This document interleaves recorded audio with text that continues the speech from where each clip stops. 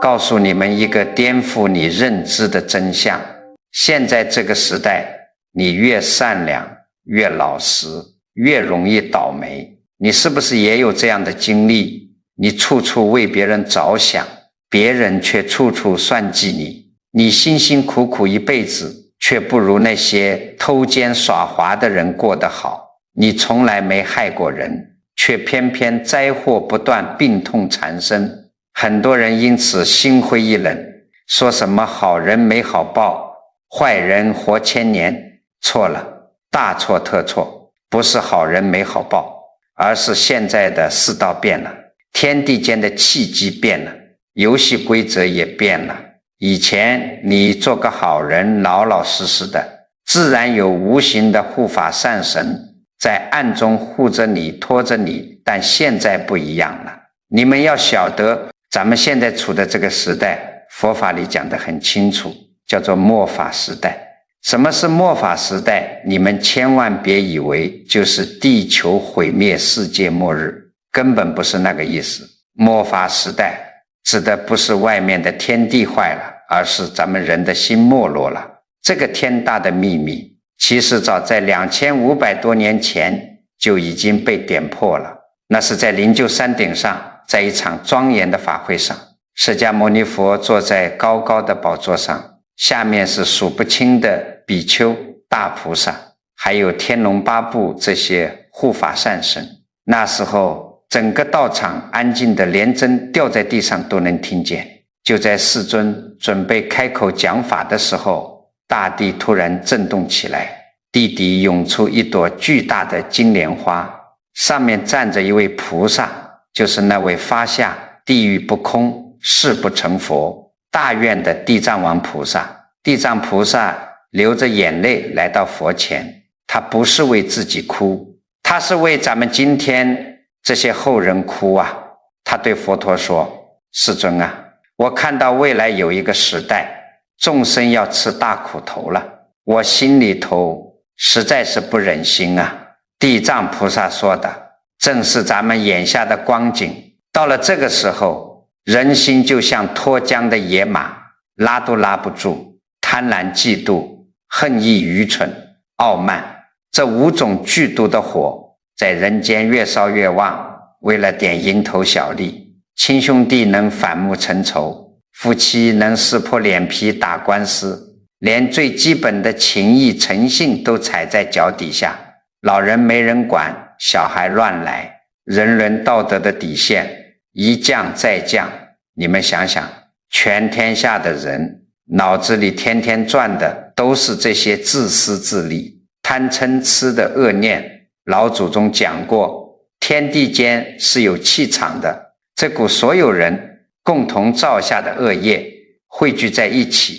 就变成了一股极其粘稠、极其浑浊的黑气，把整个世界都给罩住了。这时候最要命的事情发生了。你们要知道，天地间本来是有很多亲近的护法善神的，他们在暗中保护着行善的人、有德行的人。但是到了末法时代，这股污浊的黑气太重了，护法善神都是极其清净光明的，他们一碰触到这种贪嗔痴的黑气，就像是一个极其爱干净的人突然被推进了臭气熏天的垃圾堆里，熏得他们根本待不下去，甚至会伤害到他们的清净之体。而且因果法则是铁律，众生普遍不信因果，自己拼命造作恶业。这股恶业的力量太强大了，把护法神的保护力都给抵消了。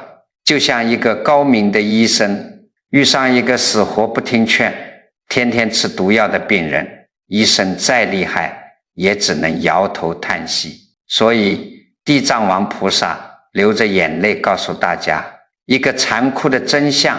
在未来这个浑浊的时代，大批的护法善神已经被迫做出了一个痛苦的决定，暂时撤离人间。这个话一出来，法会现场全惊呆了。那还了得，没有了外在的保护，那些善良老实的人就像是赤手空拳，走进了狼群里，自然会成为第一个被厄运、疾病和灾祸攻击的目标。难怪现在怪事那么多，家家都有本难念的经。这听起来很残酷，但这就是事实。不过诸位朋友别怕，我今天不是来给你们泼冷水的。释迦牟尼佛和地藏王菩萨这么慈悲，怎么会看着咱们受苦不管呢？他们没有抛弃我们外在的靠山，虽然暂时退避了，但他们给咱们留下了一个比任何护法神都厉害的武器，也是咱们普通人在这个乱世里逆天改命的终极靠山。这个武器不在天上，也不在庙里，就在你们自己的心里。只要你在自己心里建起一座坚不可摧的护法神殿，只要你学会使用它，别说妖魔鬼怪伤不了你，就连命运都拿你没办法。那这座内心的神殿到底该怎么建呢？第一步就是要打牢地基。这个地基是什么？就是要彻底算明白你自己这辈子受的苦、遭的罪到底是怎么来的。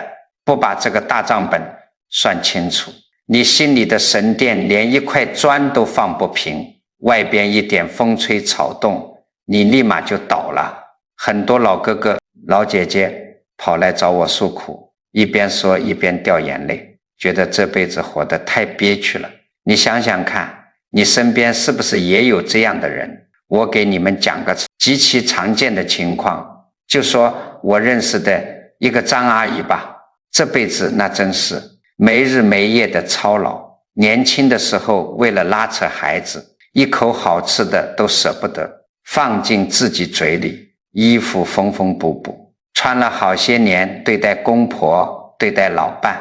那都是尽心尽力，可以说是把心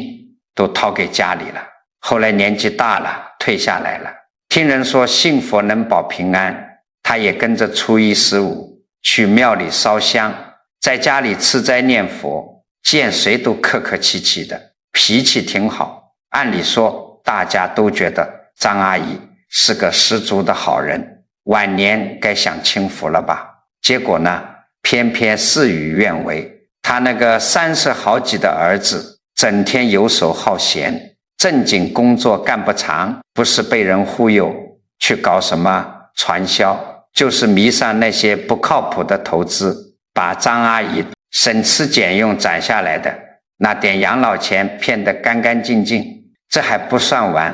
儿子没钱了就回家发脾气，摔摔打打，张阿姨在家里连大气都不敢喘。前阵子张阿姨去医院一检查，又查出了大毛病，膝盖疼，腰椎也不好，有时候半夜疼得直掉眼泪，连个端茶倒水的人都没有。有一天张阿姨实在扛不住了，跪在菩萨像面前哭得死去活来。她喊什么呢？老天爷啊，菩萨啊，我这辈子不杀生不偷盗，我天天做好事，我吃素念佛，为什么好人没好报啊？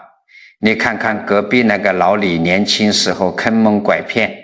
干尽了缺德事，连爹妈都不管，现在人家做生意发了财，住大别墅，开大豪车，凭什么这天下还有没有天理了？你们要晓得，张阿姨这番哭诉不是她一个人的委屈，这代表了咱们绝大多数人的心思。当咱们自己付出很多却没得到好结果，或者看到那些坏人反而活得滋润的时候，心里那股怨气就跟火山一样喷出来了。但是我告诉你们，这个想法错得太离谱了。如果连这个理都想不通，你这辈子就算白活了，你念再多的佛号也是在骗自己。佛法讲得很清楚，这个世间最核心最根本的运转规律就2个字，因果。因果不是只管你这辈子，因果是通3世的，是过去现在未来无始无终的一本大账。这个道理很简单，咱们肉眼凡胎看问题就像看一集电视剧，你只看了中间这短短的5分钟，你根本不知道前头演了什么，你凭什么就敢判定大结局？你看那个干了坏事却住别墅开豪车的人，你气得牙痒痒，觉得老天没眼，其实老天爷的账本算得比电脑还精。那个恶人现在享受的福报，就像是他过去生生世世存在银行里的巨额存款，他现在花天酒地，是在拼命提款，消耗他以前种下的老本。可是你想想，他现在满脑子坏水，天天干坑蒙拐骗的事。这就好比他一边挥霍老本，一边在自己的地里种下剧毒的种子，果报是有时间差的。等他银行里的老本提空了，这辈子种下的毒苹果也熟了，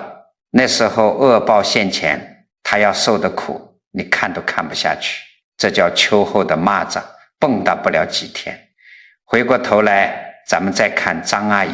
张阿姨现在受的苦，受儿子的气，生这身病，看着确实可怜，但是她自己不知道啊，她现在受的这些苦全是在还债，还她过去生生世世欠下的旧账。还债痛不痛苦？当然痛苦。谁把口袋里的钱掏出去给别人不心疼呢？但是你们想想看，他那个不争气来讨债的儿子，难道是平白无故走错门，随便认了个妈就降生到他家了吗？绝对不是，那是过去不知道哪一辈子张阿姨欠了他的钱，伤了他的心，甚至是结了极深的怨恨，这股业力牵引着，这辈子他摇身一变成了儿子，光明正大的来讨债了。你欠他的，他就用败家的方式拿走。你上辈子让他受过苦，他这辈子就让你天天操心，气得生病。张阿姨觉得自己现在吃素念佛是个好人，可是他过去生中造下的恶业就不用还了吗？不可能的。这叫假死百千劫，所作业不亡，因缘会遇时，果报还自受。不过往好处想，张阿姨现在是个好人，她这辈子吃的苦，遭的罪，就像是一个勤勤恳恳的穷人，正在拼命打工，还一笔巨额债务，她多吃一口苦，旧债就少一笔，儿子多骗走他1000块钱，旧账上就勾销1000块，等这笔账咬着牙还清了，他也就彻底解脱了。而且他这辈子行的善，念的佛，那就是在往银行里存新钱，未来的福报大着呢。所以我常常讲，在末法时代，大环境这么乱，护法神都退避了，你靠什么保全自己？你心里建起的那座护法神殿，它的第一根大柱子也是最结实的地基，就是4个字：深信因果，而且是毫不动摇的深信。你必须把这个理像钉子一样死死地顶在骨头缝里，你要清清楚楚地明白，我今天遭受的一切不顺，无论是儿女不听话，老伴脾气臭，身体生病，被人骗钱，哪怕是走在路上被人无缘无故踩了一脚，都绝对没有一丁点是偶然的，更不是别人害的，全是自己过去种的因。今天结的果，别人只是个因缘，只是个替老天爷来收账的跑腿的。一个人如果真把这笔因果账算明白了，把这个地基打牢了，他的生活会发生什么变化呢？我告诉你，天翻地覆的变化。真信因果的人遇到天大的倒霉事，他心里不会起怨恨。儿子气他，他心里叹口气想，哎呀，这是我过去欠他的，我认账，我欢欢喜喜的还，这辈子我还清了，下辈子咱俩就不拖不欠了。自己生病了，别人诽谤他了，他不仅不生气，反而心里头庆幸，太好了，这就叫重罪轻报啊！本来我要下地狱受苦的，现在就让我得个病，挨几句骂，就把那笔烂账一笔勾销了，真是划算。你看，只要你认账，只要你心甘情愿的承受，你身上那股哀怨暴躁的浊气瞬间就散了，你的心一踏实一柔和，连病都能好一大半。天地间的邪魔外道恶浊磁场，想找你的麻烦都找不到入口，因为你心里没有怨气，你不跟他们共振了。这就是用因果的智慧给自己穿上了一层隐形的防弹衣。相反，如果不信因果会怎么样？满脑子都是怨气，遇到一丁点不顺心的事，就怨天尤人，觉得全天下都对不起你，逢人就抱怨老伴不好，儿女不孝，社会不公。我告诉你们，这种怨气一旦生出来，那是极度可怕的。你天天抱怨，就是在不停地散发黑气，你的敬畏心就彻底没了。你表面上看着像个好人，遇到乞丐还给2块钱，嘴上还吃着素，其实你心里的那盆水已经彻底变黑发臭了。这股因为不认账不服气而生出来的幽怨黑气，正好和现在末法时代外头那个浊恶的工业磁场对上号了。那些本来还在四处游荡的厄运灾祸甚至附体的邪气，一闻到你身上散发出的这种怨天尤人的味道，就像苍蝇见了血一样，立刻扑到你身上来。为什么？因为你跟他们是同类啊！你不信因果，你觉得是别人害你，你心里满是嗔恨，你不倒霉谁倒霉？所以啊，这第一步就是认账。因果法则是宇宙间最公平的法源，没人能逃得掉，也没人能徇私枉法。但是咱们话说回来，把因果的道理讲明白其实不难，很多人听了也会点头说，是啊是啊，种瓜得瓜，我欠的账我得还。可是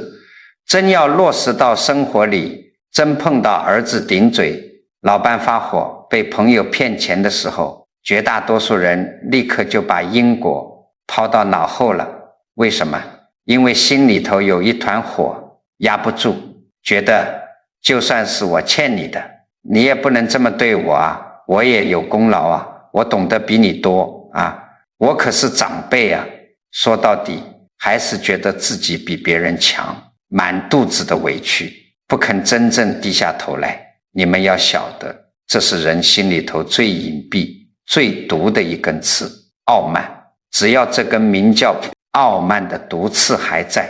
哪怕你对因果倒背如流，你心里的那个杯子也是满的，甚至是脏的，杯子里装满了你的不服气和自以为是。老天爷就算想给你降下福报的甘露，你也一滴都接不到，全溢到阴沟里去了。那这根长在骨头里的毒刺到底该怎么拔出来？心里的脏水该怎么彻底倒空？咱们得看看历史上的聪明人是怎么在栽了大跟头之后才学会低下那颗高傲的头颅的。唐代有一位大名鼎鼎的宰相叫狄仁杰，大家都知道狄仁杰是个了不起的奇才，断案如神，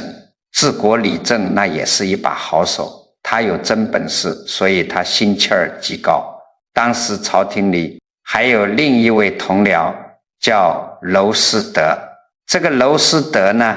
平时看起来老实巴交的，胖乎乎的，做事慢条斯理，别人骂他，他也不还嘴。在狄仁杰眼里，这娄师德简直就是个大笨蛋，窝囊废一个。狄仁杰极其看不起娄师德，常常在背地里嘲笑他，甚至在朝堂上公开排挤他。狄仁杰仗着自己受武则天的重用，找了个借口，干脆把娄师德远远地打发到边疆去，带兵受苦，眼不见心不烦。狄仁杰心里得意啊，他觉得我能当上宰相，一人之下万人之上，靠的是我自己的真才实学，是我自己有本事。像娄师德这种老好人凭什么跟我平起平坐？有一天，武则天把狄仁杰叫到跟前，笑眯眯地问他：狄爱卿啊，你觉得自己能当上宰相是靠的什么呀？是不是有人在背后推荐你呀？狄仁杰把胸脯一挺，特别自豪地说：陛下，臣年轻的时候确实吃过苦，但臣一步步走到今天，全凭臣自己的文章和政绩，臣绝对不是那种靠别人推荐走后门上来的人。武则天听了，意味深长地笑了笑，没说话，转身从龙书案旁边拿出一个大箱子，让太监端到狄仁杰面前。武则天说：你打开看看吧。狄仁杰满肚子疑惑，掀开箱子一看，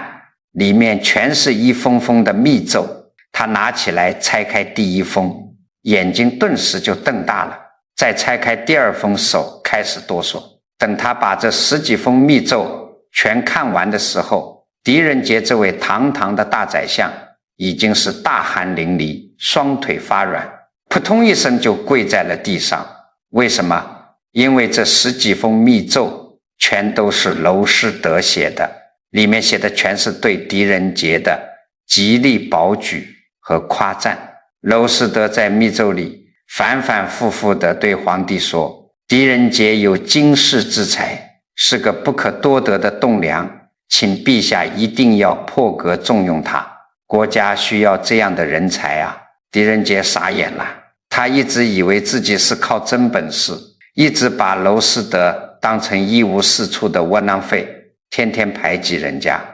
可他万万没有想到，自己能够站到今天这个位置上，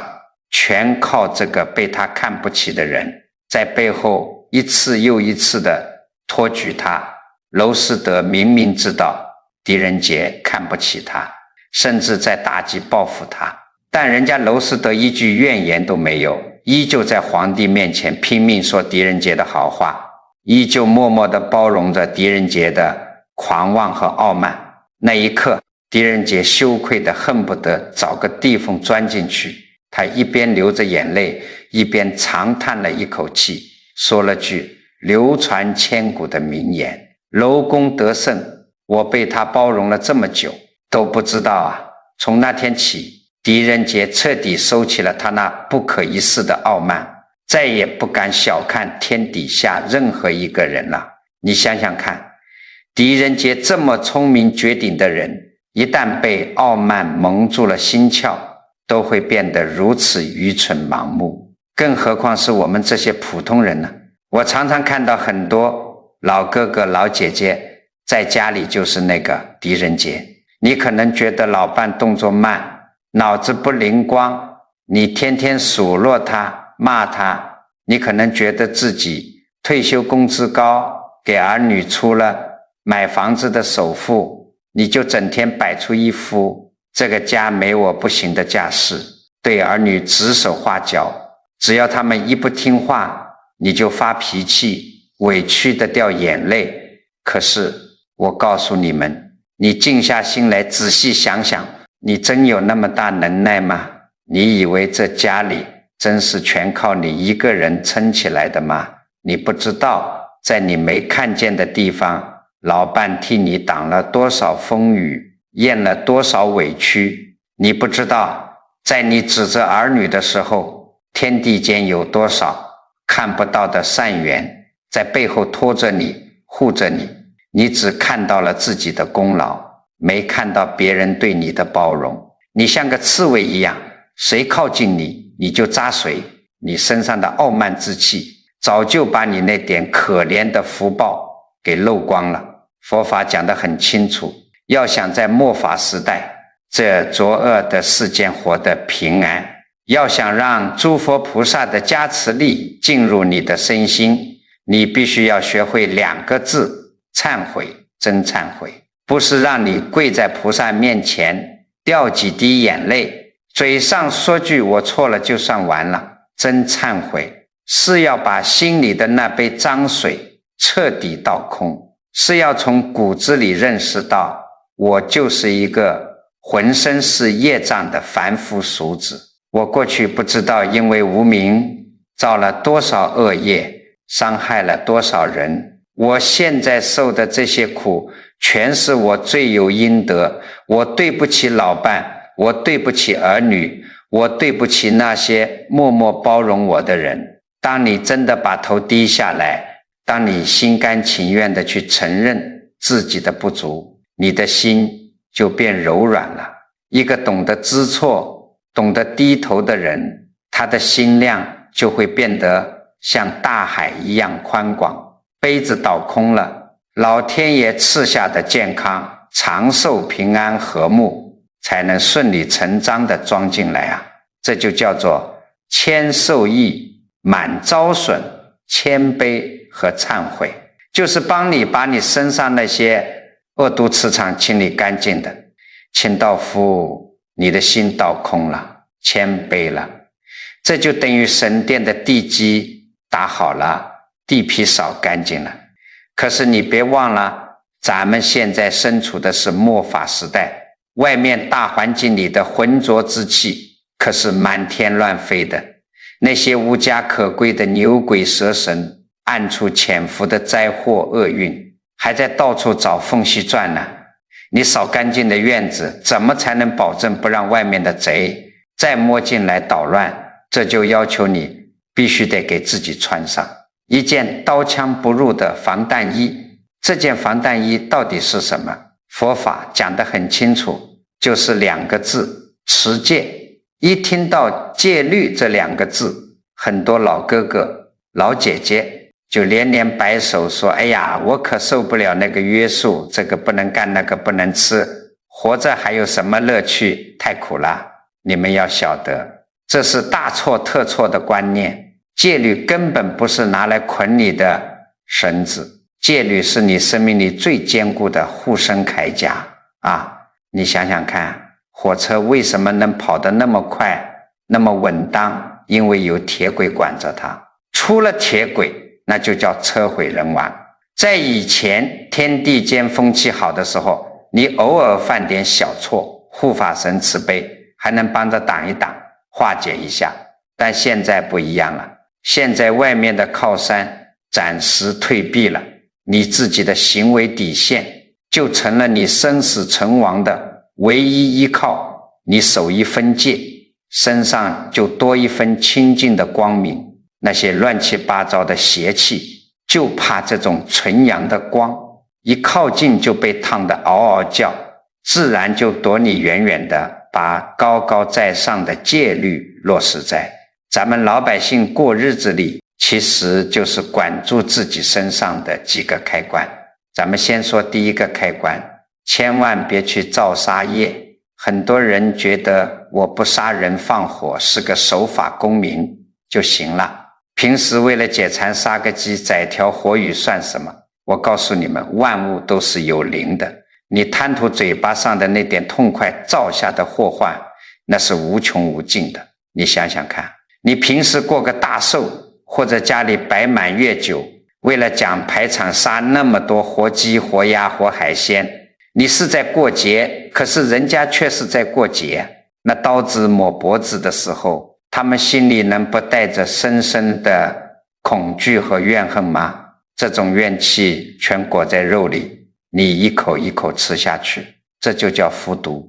难怪现在的人吃得越精细越好，得的怪病反而越多，天天往医院跑，成了甩不掉的药罐子。更要命的是什么？还有一种叫助杀，你没亲自动手，但因果照样算在你头上。比如媳妇或者闺女不想要孩子，你不仅不劝，还顺口说养不起那就打了吧，这就叫助杀。你上亲戚家做客，亲戚为了热情招待你，专门杀了一只老母鸡，你端起碗来吧嗒吧嗒嘴说，哎呀，这土鸡真香，杀得好，这也是注杀这笔账天地间的因果法则，算得一清二楚。你别以为这是小事，这直接折损的是你和你子孙的寿命和福气。再说第二个开关，就是管好这张嘴。这张嘴惹的祸一点都不比杀生少。很多老太太其实心眼挺好的，也是个热心肠，但就是这张嘴像刀子一样漏大财啊。平时在家里看老伴动作慢了不顺眼，看儿子孙子没考好做错事，张嘴就是恶毒的咒骂，什么妖兽啦死相啦，甚至把三字经都骂出来了。出门买个菜，跟老街坊邻居坐在墙根底下，东家长西家短，扒人家的隐私，挑拨人家的婆媳关系，说得唾沫横飞。这个道理很简单，你想想看，你每天从嘴里吐出来的全是这些又脏又毒的话，全是对别人的怨恨和算计，你家里的风水还能好吗？你这是在往自己家里喷毒气啊！你别看有的人初一十五去庙里捐钱很大方，可是嘴巴不干净，你积累的那点可怜的福报全顺着你这张漏风的嘴漏得一干二净了。把嘴巴洗干净，不挑拨离间，不说谎骗人，不恶语伤人，多说鼓励家人的话，多说随喜赞叹别人的话，这就是在给家里积攒最值钱的和气。第三个底线，那是绝对不能碰的高压线，碰了就是家破人亡，这就是男女关系上的混乱。佛门里叫邪淫。现在社会风气开放了，有些人哪怕上了年纪也管不住那颗躁动的心，平时出去跳个交谊舞广场舞，跟人家眉来眼去的，在手机上聊个天，非要搞点什么黄昏恋。老伴在家里辛辛苦苦操持家务，你却在外面满肚子花花肠子。你们要晓得，夫妻是家庭的根基，是天地的根本，你把这个根本给烂了，你家里的气场立刻就破败了。一旦犯了这个毛病，什么厄运霉运全都一股脑找上门来了。不光你自己晚节不保，惹一身麻烦，你的儿女将来在感情和婚姻上也要跟着吃大亏。这叫一报还一报。老老实实管好自己的身体，守住夫妻之间的本分，就是给子孙后代留下的最大一笔风水。还有一个开关，就是手脚必须干净，不要有偷盗的心，别觉得去抢银行偷人家几百万才叫偷盗。你出去买东西，老板眼花多找了你20块钱，你装兜里偷着乐了，别人丢了东西，你觉得不要白不要，据为己有了。甚至朋友遇到难处借了你的钱，后来人家忘了，你也装糊涂故意不还，这通通全叫偷盗。你别以为你占了这点小便宜，天地间的账本可是平的，你从这里拿了不该拿的2块钱，老天爷就会在你或者你儿孙的身上拿走200块2万块的健康或者财运来填这个坑。贪小便宜绝对吃大亏。最后还有一条，就是千万不能酗酒，喝点茶水喝点白开水挺好，可是偏偏有人嗜酒如命，喝醉了酒人就彻底迷糊了，大脑的理智全被酒精麻痹了。人一喝高了，什么杀生，跟人打架骂娘，乱搞男女关系，什么缺德事都能借着酒劲干得出来。所以酒就是个点火的引子，你只要一放纵它，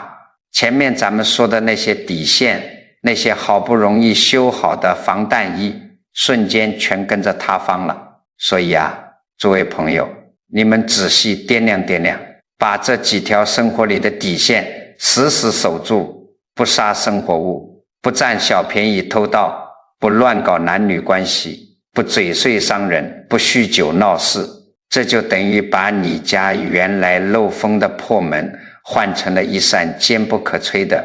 防盗门。你在这个五浊恶世里，身上就自动罩上了一层金钟罩。那些倒霉事，那些想找替身附体的邪气，一看你身上干干净净，光明磊落，人家觉得无缝可钻，自然就敬而远之，绕道走了。可是咱们话又说回来，你光把自己保护好了，光把自己家里这扇门关紧了，在这个浊恶的大风大浪里还是稍显不够的。要是外面的风浪实在太大，你一个人这艘小船照样有被掀翻的危险。那遇到大灾大难怎么办？咱们还得学会借力，借一股能够平息整个大海的无穷能量。这个力该怎么借？我告诉你们，要想借到诸佛菩萨那无穷无尽的力量，方法只有一个，就是把你那个自私自利的小我给砸碎，去发一个利益天下人的大愿。你想想看，平时你们去庙里烧香拜佛，或者在家里遇到难处了，求老天爷，嘴里念叨的都是些什么？十有八九都是菩萨，求您保佑我身体健康，千万别生大病啊！求老天爷保佑我孙子今年考个好大学，保佑我儿子在外头做生意发大财，平平安安。我跟你讲，这种求法其实就是在跟佛菩萨做交易，你满脑子转的全是你自己，全是你那个小家。你以为你花了50块钱买把香，菩萨就得保佑你全家大富大贵。这个道理很简单，你的心眼太小了，你的发心全困在自我这个小圈子里。这就好比你拿着一个只有核桃那么大的小杯子，跑到汪洋大海边上去打水，大海里的水是无穷无尽的，可是你那杯子太小啊，你最多只能装那么一丁点水，再多一滴也装不下了。在现在这个末法时代，外面众生造下的共业就像滔天巨浪，你如果只管自己，只顾自己那艘小破船，浪头打过来的时候，你那点可怜的福报根本扛不住，瞬间就被吞没了。你要想在这狂风暴雨里不翻船，唯一的办法就是把你的小船拿一根大铁链子死死地拴在诸佛菩萨那艘金刚不坏的航空母舰上。这根大铁链子是什么？就是你发的大誓愿。你们要晓得，十方三世一切诸佛菩萨，他们之所以有那么大的能量，是因为他们的心是彻底无私的，他们是为了救拔天下所有受苦的众生才成佛的。他们的能量场就是一个绝对利他的慈悲的无线电频道。如果你天天只想着我，你的频道就跟佛菩萨的频道是对不上的，满天神佛的加持力根本进不到你的身体里。只要你把念头一转，发出了一个要为天下人做点好事的愿望，哪怕这个念头只有一瞬间，只要它是真诚的，奇迹立刻就会发生，你的心电图瞬间就和佛菩萨接通了，诸佛菩萨的能量马上就会像高压电一样灌注到你身上。那个时候你不仅能保全自己，你还能成为照亮别人的一盏灯。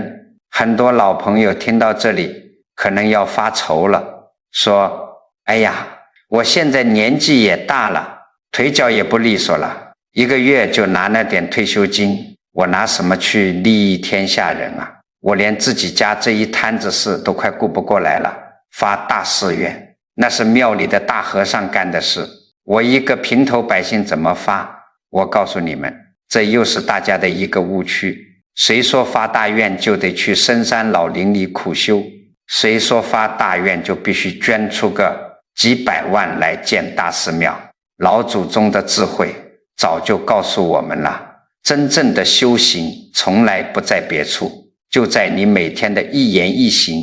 柴米油盐里，关键不在于你做了多惊天动地的大事，而在于你的起心动念是怎么转的。我教你们一个最实在、最接地气的转念之法。比如，你每天在家里做家务，给儿女做饭，以前你做饭的时候，心里可能都在抱怨，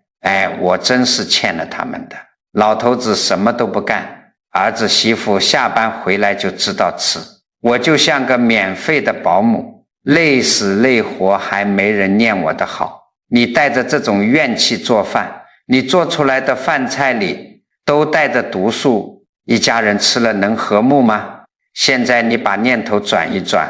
你洗菜切菜的时候，心里默默地发个愿我做出来的这顿饭，老伴吃了身体健康，儿女吃了精神百倍，愿他们吃饱了有更大的力气去工作，去为社会多做一点好事。愿天下所有没饭吃的人都能像我们一样吃上一口热乎饭。你看，同样是做一顿饭，你的动作没变，可是你的心变了。你这一转念，你在这个小厨房里干的活就变成了利益天下众生的大功德。再比如你在家里帮忙带孙子，以前你带孙子天天盼着他长大赚大钱，当大官光宗耀祖，现在你转个念，你教孙子走路，教他说话的时候，你在心里发愿我把这个孩子培养成一个正直善良有担当的人，愿他将来长大了能去帮助成百上千遇到困难的人，成为国家和天下的栋梁。你带着这种宏大的愿景去带孩子，这孩子从小沐浴在你的大善念里，他的福报能不大吗？他将来能不孝顺吗？甚至你出门倒个垃圾，在小区里遇到邻居打个招呼，看到地上有块玻璃碴子，你顺手给捡起来扔进垃圾桶，你都可以发愿这条路平平坦坦，任何走过去的人都不会被扎伤，愿天下所有人的心路也都没有坎坷，走得平平安安。佛法讲得很清楚，修大心量，破除小我，就是这么修的，这叫做借势修心。你不要觉得这些念头看不见摸不着就没有用，我跟你讲，这天下最厉害的，跑得最快的就是人的念头。一个只为了自己的人，他的心是紧紧揪着的，像一块又冷又硬的石头，这块石头随便来一股恶水就能冲进下水道里。而一个心里装着天下人，凡事都发大愿的人，他的心是敞开的，柔软的，就像一片汪洋大海，泥石流再凶猛，能把大海给填平吗？根本不可能。所有的污浊和灾祸倒进大海里，全都能被化解掉。所以在这末法时代，外面的世道越是艰难，你越要把心胸给撑开。当你不再纠结于个人得失，不再整天为了那3瓜2枣的委屈生闷气，而是把每一天的生活都当成是在为众生积累福德的时候，你身上的磁场就彻底变了。从那一刻起，你不再是一个孤军奋战的凡夫俗子，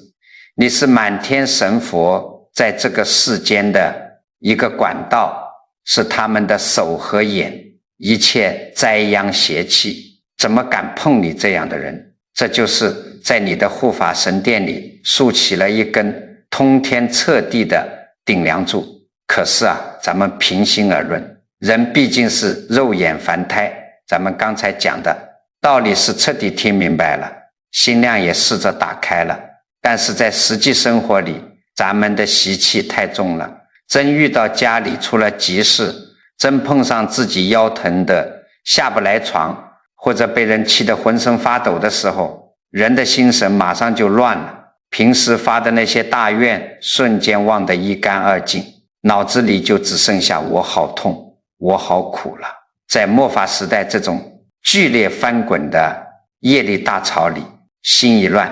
外面的浊气马上就会趁虚而入。那面对这种凡夫最容易犯的毛病，面对心神散乱的危机，咱们手里必须得死死抓着一个具体的救命法宝，得有个能1秒钟把心定住的主心骨。这个主心骨到底是什么？怎么才能在刀光剑影的烦恼里一招制敌？我告诉你们，最笨也是最厉害的办法，就4个字：专一死磕。佛法讲得很清楚，对付末法时代心神散乱的绝招就是专念一佛，咬死一个法门，绝不松口。现在很多老朋友退休了，有时间了，也知道要修行，可是怎么修的？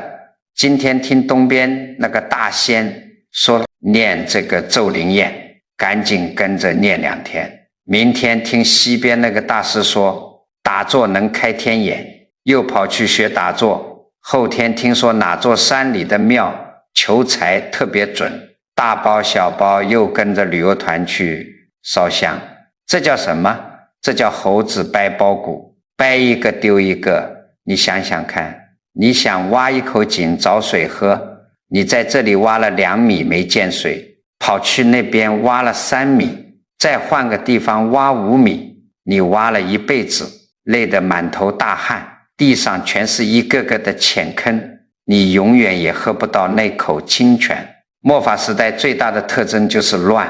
外边乱，各种说法满天飞，有佛说的，也有魔说的，鱼龙混杂。你本来定力就不够，心像浮萍一样，再怎么东飘西荡的，等遇到真事儿了，遇到大病大灾了，你平时学的那些乱七八糟的东西一句都顶不上用。你别不信，咱们看看历史上真正的大修行人是怎么做出来的。明朝的时候有一位了不起的高僧叫非一大师，这位大师那是绝顶聪明，对地藏法门中的几部重要经典都有极深的注解。可是到了30多岁的时候，非一大师得了一场要命的大病，那个病痛啊，简直像是在地狱里受大刑，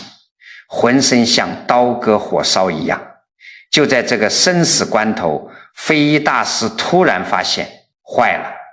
平时自己脑子里装的那些高深的道理，那些绝妙的禅机，在这个专心的病痛面前一丁点都使不上劲。业力大军压境的时候，那些虚无缥缈的理论根本挡不住。人在极度痛苦的时候，心是散乱的，疼得你什么都想不起来。非一大师这一下彻底被打醒了，他不再去研究那些玄妙的文章了，他彻底死心塌地，把所有的理论都放下，死死抓住了一个最实在最接地气的法门，地藏法门。他每天什么都不干，就是拼了命的持诵地藏菩萨的灭定业真言，每天一定要把这个咒当成自己的日课来念。最后终于靠着这股死磕到底的专一，靠着地藏菩萨强大的愿力加持，硬生生的把这个生死大关给闯过来了，把业障给扫干净。你们要晓得为什么是地藏法门，为什么我今天一上来就给你们讲灵鹫山上佛陀和地藏菩萨的对话，这里头藏着一个极深极深的慈悲啊！在地藏经里，世尊曾经有3次郑重其事的把咱们这些末法时代的苦难众生亲手托付给了地藏王菩萨。你想想看，这就好比一个老父亲临终前把最不放心最不听话的那些孩子们托付给了最靠谱的大哥。地藏菩萨受了佛陀的重托，他在这个浊恶的世界里对咱们的关照那是无微不至的。所以在这个时代修地藏法门极其容易得到地藏菩萨的加持，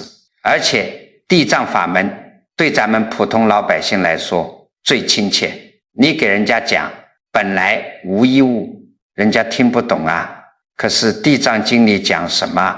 讲孝道，讲地藏菩萨在过去因地里怎么为了母亲尽孝，这种孝行是我们每个人都能效仿，都能跟着去做的。给父母尽孝，报父母的恩，给家里人祈福，这是咱们每天都在做，都能做到的事情。我告诉你们，近代那些真正懂门道的大德，一辈子都在死磕这个法门。弘一大师他老人家就反复交代，说咱们现在修净土法门的人，发愿往生西方极乐世界的，一定要兼修地藏法门。他老人家出家以后，甚至还专门为九华山地藏菩萨的感应圣迹作画，以此来赞叹地藏菩萨的功德。还有一位梦生长老，老人家活到了100多岁，他不仅是弘一大师的学生，亲近过虚云老和尚，甚至还在藏地学了10年之久的密法。什么样的大学问没见过？可是你知道老人家到了晚年是怎么修的吗？他每天早上凌晨2、3点钟就起床，雷打不动，先诵一遍地藏经，作为每天必做的日课。老人家把这部经看得极高，他说这地藏经可不是简单讲因果事项的，它里面透出来的见地和境界完全就是一部小本的华严经啊！诸位你想想看，像梦参长老这样100多岁，参透了天地玄机的高僧大德，每天早上还要起来老老实实的念这部经，时时守住这一个法门。咱们这些业障深重、心浮气躁的普通老百姓，凭什么东张西望、挑三拣四？所以你们听我一句劝，在这个护法神退避、恶浊之气乱窜的末法时代，你不要再去追求什么稀奇古怪的神通，也不要今天找这个大师，明天找那个大仙，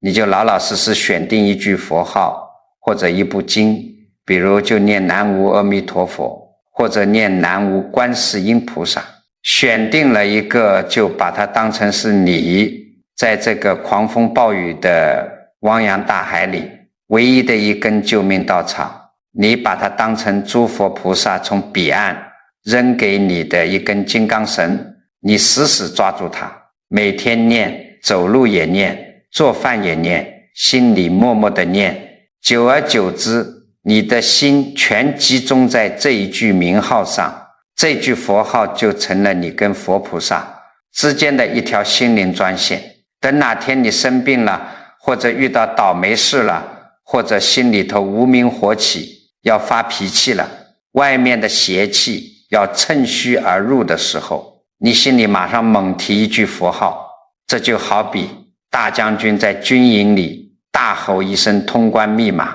所有的邪魔外道，所有的烦恼杂念，瞬间被这一句佛号给屏蔽在外，你的心立刻就稳住了，立刻就清净了，专一。这就是你在末法时代对抗所有恐惧、散乱和邪气的最强护法神。好了，讲了这么多，我知道你们年纪大了，生活里柴米油盐的事情一多，听着听着前面的可能就忘了。没关系，我今天在最后给你们啰嗦一遍，你们把这几句掏心窝子的大白话死死记在心里。明天早上你一醒来，要是觉得腰酸背痛，或者一出门就碰到糟心事，哪怕是老伴儿没给你好脸子看你，第一反应千万别去抱怨，你要在心里头默默地想，哎呀，这都是我过去欠下的旧账，今天人家来收账了，我认账，我欢欢喜喜地把这笔债还了，以后我就轻松了。你只要这么一想，心里的那股无名火瞬间就灭了。做早饭的时候，或者看着儿女去上班，孙子上学的时候，你别觉得自己是个免费的老妈子，别满肚子委屈。你做饭洗碗的时候，在心里发个大愿，愿天下所有奔波的人都能吃上一口热乎饭，愿我这家人吃饱了能去为社会做点好事。这个道理很简单，你把心胸这么一敞开，你在这个小厨房里干的活，全都是在为自己和子孙积累通天的大福报。等你要出门去菜市场买菜，去小区里遛弯的时候，一定得管好自己身上那件防弹衣。买菜千万别去挑那活蹦乱跳的鱼和鸡，死死守住不杀生这条底线。别人找钱多找了1块2块的，赶紧退给人家，绝不占半点小便宜。跟老街坊坐在墙根下晒太阳的时候，千万别去嚼舌根，别去议论别人家的婆媳关系，不说半句恶毒的话。你管好这张嘴，守住这个身恩，你家里的风水就漏不掉。要是碰上儿女跟你顶嘴，或者外人说了句难听的话，你刚想发脾气，刚想摆长辈的架子，你要马上警觉起来，赶紧把你心里那杯装满傲慢的脏水给泼掉，在心里头跟天地认个错，我就是个凡夫俗子，我也有做错的地方，我退一步，我低个头。你这一低头，不但不是认怂，反而是把老天爷赐下来的福气给稳稳地接住了。到了晚上，心里头觉得烦闷，觉得焦虑害怕的时候，你别到处乱跑，别去求那些神神鬼鬼的，你就在家里坐着，死死咬住一句佛号，管它外面风浪多大，你就在心里头猛提这一句佛号，什么烦恼杂念全给它挡在门外。佛法讲得很清楚，这就叫专一，这就是你在乱世里不翻船的定海神针。你们要晓得，天底下最好的风水根本不在什么阴宅阳宅上，最大的改命之法就在你们自己的这颗心里，改念改行改因，你的命自然就改了。如果你觉得南老师今天讲的这些大白话对你的心里头有那么一点点帮助，让你心里的疙瘩解开了，请你动动手指给南老师点个赞，点个关注。更重要的是，你把这个视频转发给你的亲戚朋友，还有你心里头惦记的那些人。你不要以为这只是凑个热闹，我告诉你们，你这一个转发就是在救人一命，护人一运啊！你的一句提醒，可能就让你的老姐妹少造一场口业，让你的老伙计少走一条弯路，甚至挽救了一个家庭的衰败。你这是在传播善念，这就是你在给自己给家人积攒无量的功德，赠人玫瑰，手有余香啊！最后我还想请大家帮个忙，也是帮你们自己，请你们都在评论区里留下几句干干净净的善言，比如你打上愿消灾免难，福慧双增，或者打上愿家宅平安。文字是有力量的，念头是有能量的，咱们千万人的善念汇聚在一起，在这个评论区里形成的能量场，那个威力是不可思议的。你今天写下的每一句善言，发出的每一个善念，最后都会化作最清净的磁场，完完全全的回向到你自己和你家人的身上，庇佑你们岁岁平安，灾祸不侵。